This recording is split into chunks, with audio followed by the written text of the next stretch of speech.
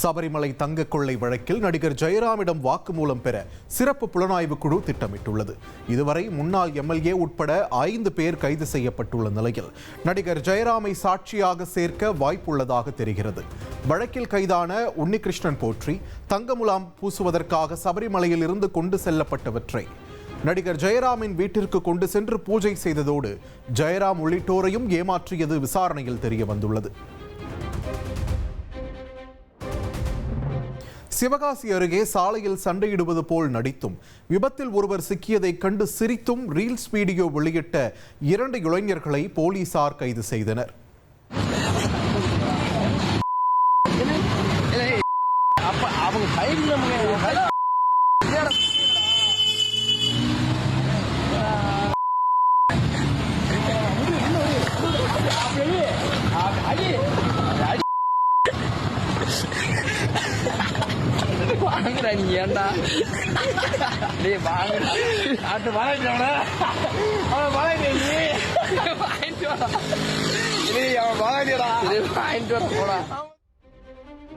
சிவகாசி ஸ்ரீவில்லிபுத்தூர் சாலையில் reels video பதிவு செய்தபோது அவ்வழியாக இருசக்கர வாகனத்தில் சென்ற ஒருவர் இதனை உண்மை என நினைத்து பார்த்தபடி சென்றபோது பேருந்தின் பின்பக்கத்தில் மோதி விபத்தில் சிக்கினார். இதுகுறித்த வீடியோ சமூக வலைதளங்களில் பகிரப்பட்டு பொதுமக்களிடையே கடும் விமர்சனத்திற்கு உள்ளான நிலையில் சிவகாசி அருகே அருணாச்சலபுரத்தைச் சேர்ந்த காளிராஜன், வடப்பட்டியைச் சேர்ந்த தினேஷ்குமார் ஆகிய இருவரை போலீசார் கைது செய்து விசாரணை நடத்தினர். கனமழையினால் சங்கரன் கோவிலில் குளத்தின் நடுவே உள்ள மின்கம்பத்தில் பழுது ஏற்பட்டதை தொடர்ந்து மின் ஊழியர்கள் குளத்தில் இறங்கி அதனை சரி செய்தனர்.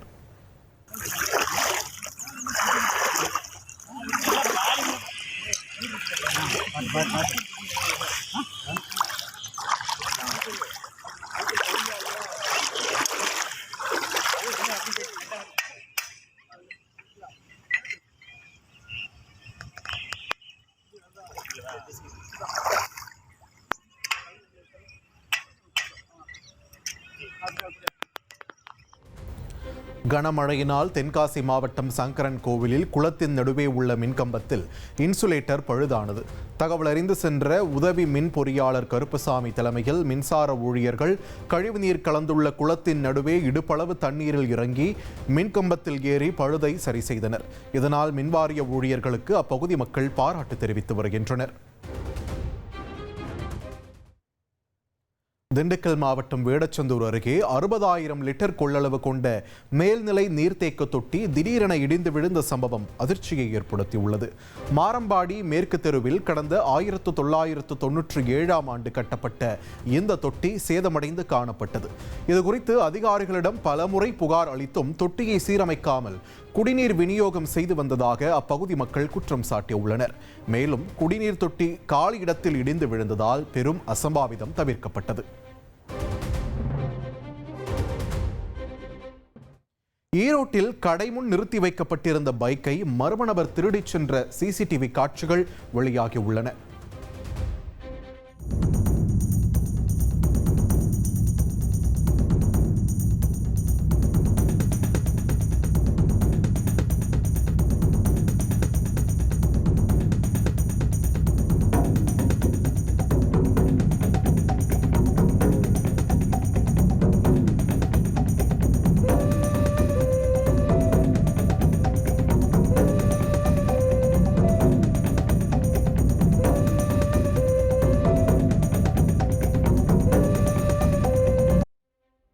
ஈரோடு மாவட்டம் சத்தியமங்கலம் கோவை தேசிய நெடுஞ்சாலை பகுதியில் கடைமுன் நிறுத்தி வைக்கப்பட்டிருந்த பைக்கை மர்ம நபர் திருடிச் சென்றார்.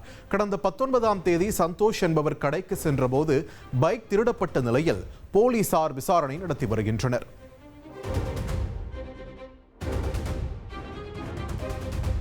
தன்னை வீழ்த்துவதற்காக ஒரு கூட்டணியே வைத்து மாதம்பட்டி ரங்கராஜ் வேலை செய்வதாக ஜாய் கிறிசல்டா குற்றம் சாட்டியுள்ளார். இதுகுறித்து சமூக வலைதளத்தில் பதிவு செய்த ஜாய் கிறிசல்டா மர்ம நபர்களிடம் தனது மொபைல் எண்ணை கொடுத்து தனக்கு மெசேஜ் அனுப்புமாறு மாதம்பட்டி ரங்கராஜ் சொல்லியுள்ளதாகவும் தன்னை எல்லா வகையிலும் தாக்க முயற்சித்து வருகிறார் என்றும் குற்றம் சாட்டினார். மாதம்பட்டி ரங்கராஜ் தன்னை வீழ்த்துவதற்காக ஒரு கூட்டணியே வைத்து வேலை செய்கிறார் என்றும் குற்றம் சாட்டியுள்ளார். மேலும் மாதம்பட்டி ரங்கராஜின் பணம் பத்தும் செய்யும் என்றும் ஜாய் கிறிசல்டா குற்றம் சாட்டியுள்ளார். புதுச்சேரியில் நாம் தமிழர் கட்சியின் தலைமை ஒருங்கிணைப்பாளர் சீமான் செய்தியாளர்களை சந்தித்த போது கோபமடைந்தார். இது தொடர்பான காட்சிகளை வெளியாகி இருக்கிறது, அதனை பார்க்கலாம். உனக்கு என்ன தம்பி பிரச்சனை? உனக்கு என்ன பிரச்சனை? உனக்கு என்ன தேர்தல் ஆணையம்? அரசு சொல்றத தேர்தல் ஆணையம் கேட்கணுமா? தேர்தல் ஆணையம் முதல்ல உனக்கு என்ன பிரச்சனை? நீ தொடக்கத்துலேருந்தே எவ்வளோ பிரச்சனை இருக்கு உனக்கு. தள்ளி வாங்கிட்டு வா, எனக்கு வா. நீ தேர்தல் ஆணையம் அரசு தேர்தல் ஆணையம் அரசு நடத்துதா? அரசு தேர்தல் ஆணையத்தை நடத்துதா? ராபரி பண்ணிட்டு அலையாதைய. அப்புறம் ஏன் எதிர்க்கிறாங்கிற? எதிர்க்கிறோம்னு ஏன் சொல்ற? எப்போ நீதிமன்றத்தில் வழக்கு போட்டா? எப்படி வழக்கு போட்ட? எப்படி வழக்கு போட்ட? இதை எதிர்க்கிறேன்னு போட்டியா? உன்னை இன்னைக்கு இல்ல, ரொம்ப நாளா பாக்குறேன். உனக்கு ஏதோ பைத்தியம் ஆயிட்டாங்க நினைக்கிறேன். கேள்வியா கேள்வி. நீ மரியாதை கேள்வி அல்ல முதல்ல. டேய், நீ முதல்ல கேள்வி கத்துக்கிட்ட ஓடா. தொழிலதிபர் என கூறி திருமண வரன் தேடும் செயலிகளில் 12க்கும் மேற்பட்ட பெண்களிடம் மோசடியில் ஈடுபட்ட இளைஞரை போலீசார் கைது செய்தனர். சென்னை தாம்பரம் கஸ்தூரிபாய் நகரைச் சேர்ந்தவர் கோபிநாதன். பிகாம் பட்டதாரியான இவர் திருமண செயலிகளில் தன்னை தொழிலதிபர் போலவும் சினிமா, ரியல் எஸ்டேட் நிறுவன எம்டி போலவும் புகைப்படம் எடுத்து பதிவு செய்திருந்தார். திருமண செயலியில் வரன் தேடும் பெண்களிடம் இதே விவரத்தை அளித்து வந்த நிலையில் ஐடி துறை பெண் என்ஜினியர் ஒருவரின் குடும்பத்தினர் இவரிடம் திருமணத்திற்காக பேசியுள்ளனர். இதை பயன்படுத்திக் கொண்ட கோபிநாதன் தனக்கு பல கோடி மதிப்பிலான சொத்துகள் இருப்பதாக கூற அந்த ஐடி பெண்ணும் அவரது பொய்களை நம்பி வந்ததாக தெரிகிறது. திடீரென கோபிநாதன் தனது வங்கிக் கணக்கு முடக்கப்பட்டு விட்டதாகவும் 20,000 ரூபாய் பணம் வேண்டுமென்றும் அந்த பெண்ணிடம் கேட்டுள்ளார். பின்னர் அவ்வப்போது இதே போல பணம் பெற்று 9,80,000 பணத்தை பெற்றுள்ளார். இந்நிலையில் கோபிநாதன் மீது சந்தேகமடைந்த அப்பெண் தனியார் துப்பறியும் நிறுவனத்தின் உதவியுடன் கண்காணித்த போது அவர் போலி தொழிலதிபர் என தெரியவந்தது. உடனடியாக காவல் நிலையத்தில் புகார் அளித்த நிலையில் போலீசார் அவரை கைது செய்து விசாரணை மேற்கொண்டனர். அவரது லேப்டாப் மற்றும் செல்போனை ஆய்வு செய்தபோது தன்னை நெக்சஸ் குரூப் முதலாளி என்றும் ஜிவி ஃபிலிம் ஃபேக்டரி நிறுவனர் என்பது போன்ற பல பொய்களை கூறி 12க்கும் மேற்பட்ட பெண்களை ஏமாற்றியது கண்டறியப்பட்டது. அவரிடம் இருந்து 2 லேப்டாப் மற்றும் செல்போனை போலீசார் பறிமுதல் செய்த நிலையில் தொடர் விசாரணை நடைபெற்று வருகிறது. கேரளாவில் அமீபா காய்ச்சலுக்கு மேலும் ஒருவர் உயிரிழந்ததை தொடர்ந்து பலி எண்ணிக்கை 41ஆக உயர்ந்துள்ளது. கோழிக்கோடு மாவட்டத்திற்குட்பட்ட பயோலி பகுதியைச் சேர்ந்த 58 வயதாகும் சரசு என்பவர் இவ்வகை நோயால் பாதிக்கப்பட்டு சிகிச்சை பலனின்றி உயிரிழந்தார். கோழிக்கோடு அரசு மருத்துவமனையில் 17 பேர் அனுமதிக்கப்பட்ட நிலையில் 6 பேர் உயிரிழந்தனர். திருவனந்தபுரம் மாவட்டத்தில் மட்டும் 8 பேர் உயிரிழந்தனர்.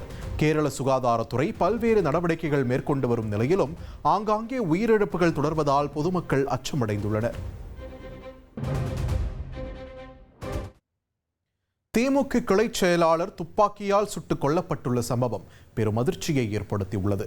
நடந்த சம்பவத்திற்கான காரணம் சொத்து தகராறா அல்லது வனத்துறையினருக்கு இன்ஃபார்மராக செயல்பட்டதா? பார்க்கலாம் இந்த தொகுப்பில். சேலம் மாவட்டம் ஆத்தூர் அருகே உள்ள கருமந்துறை மலைப்பகுதி பெரிதாக ஊடக வெளிச்சமே படாத அமைதியான கிராமம் அன்று திடீரென அரண்டு போயிருந்தது. கல்வராயன் மலையின் சென்டர் பாயிண்டில் அமைந்திருக்கும் இந்த இடத்தில்தான் அந்த படுபயங்கர கொலை சம்பவம் நடந்துள்ளது. நடுத்தர வயதுடைய நபரை மர்ம நபர்கள் துப்பாக்கியால் சுட்டு கொலை செய்துவிட்டு தப்பி சென்றுள்ளனர். உயிரிழந்தவர் 45 வயதான ராஜேந்திரன். கருமந்துறை அருகே உள்ள கிராங்காடு பகுதியை சேர்ந்தவர்.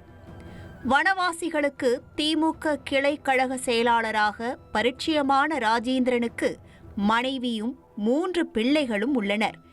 சம்பவம் நடந்த வெள்ளிக்கிழமை மாலை ராஜேந்திரன் மனைவியோடு அவர்களுக்கு சொந்தமான விவசாய நிலத்திற்கு 2 வீலரில் சென்றுள்ளார். அப்போது வனப்பகுதிக்குள் மறைந்திருந்த மர்ம நபர்கள் திடீரென ராஜேந்திரனை குறிபார்த்து சுட்டுக் கொலை செய்துள்ளனர்.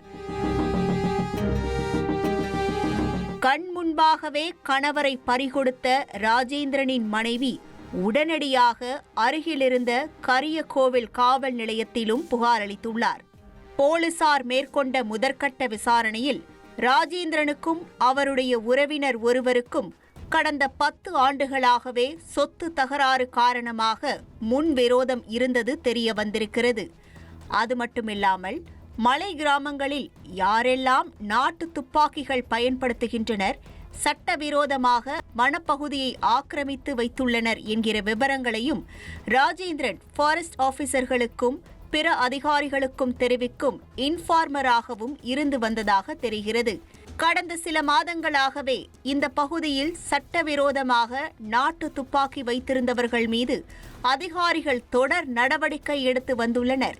குறிப்பாக கல்வராயன் மலைப்பகுதியில் கள்ளச்சாராய ஊழல் அமைப்பது போலவே தற்போது நாட்டு துப்பாக்கியையும் ரகசியமாக பதுக்கி வைத்துள்ளதாக கூறப்படுகிறது. அவை மிருக வேட்டைக்கும் சில நேரங்களில் இதுபோன்ற மனித வேட்டைக்கும் பயன்படுத்தப்படுவது பெரும் அதிர்ச்சியை ஏற்படுத்தியுள்ளது. நடந்த சம்பவம் தொடர்பாக கொலை வழக்கு பதிவு செய்துள்ள கரியகோவில் போலீசார் சந்தேகத்திற்குரிய 2 நபர்களை பிடித்து தீவிர விசாரணை மேற்கொண்டு வருகின்றனர். முழுமையான விசாரணைக்கு பிறகே ராஜேந்திரன் மரணத்தில் உள்ள மர்மங்கள் விலகும். உத்தராகண்ட் மாநிலத்தில் அரசு பள்ளி அருகே 160க்கும் மேற்பட்ட ஜெலட்டின் குச்சிகள் கண்டெடுக்கப்பட்டுள்ள சம்பவம் பரபரப்பை ஏற்படுத்தியுள்ளது.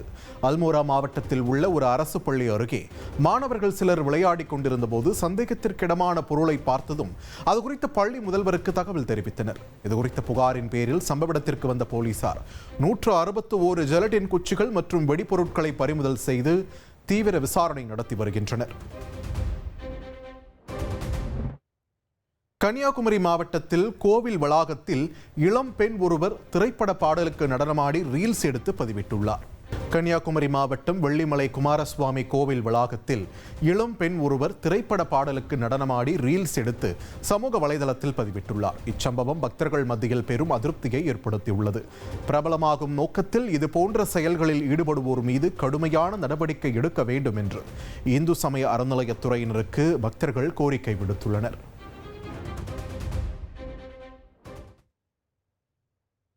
கன்னியாகுமரி மாவட்டம் நாகர்கோவில் அருகே வீட்டின் முன் விளையாடிய சிறுமியை வளர்ப்பு நாய் கடித்ததால் பரபரப்பு நிலவியது.